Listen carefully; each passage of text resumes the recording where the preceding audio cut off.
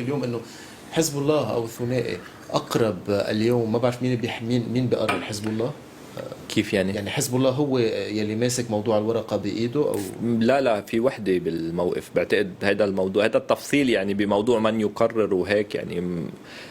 يعني حزب الله بيصيغ الرد وبيعطي الرد لرئيس ما في حدا، ما في هذا التفصيل، ما حدا يبحث هذا التفصيل، ما حدا يبحث فيه. منك كيف عم بتصير هذا الشيء بيناتهم، تحكيني بالتيوري وبالبراتيك. هذا الشيء بيناتهم، هني واحد ولا يمكن هذا الواحد لا يمكن قسمه اكيد. ما في شويه ولا شوي.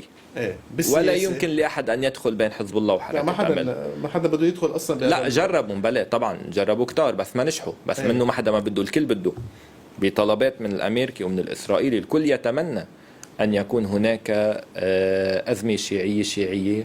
وانا باكد لك يمكن كل الازمات ممكن تنشا بهذا البلد، ولا يمكن ان تنشا ازمه شيعيه. مين عاضد على الجرح اكثر؟ ما في جرح ابدا اصلا، ما في جرح، وخلي الكل يكون مرتاح، الكل يكون مرتاح، ما في جرح. يلي بده يمث بهيدي الوحده بصير هو اللي عنده جرح بس، ولكن هذه الوحده عصيه على الكل، ما حدا يفكر فيها ابدا، وما حدا يفكر ينفذ مشاريع إسرائيلية بالداخل اللبناني انطلاقا من موضوع الوحدة، سواء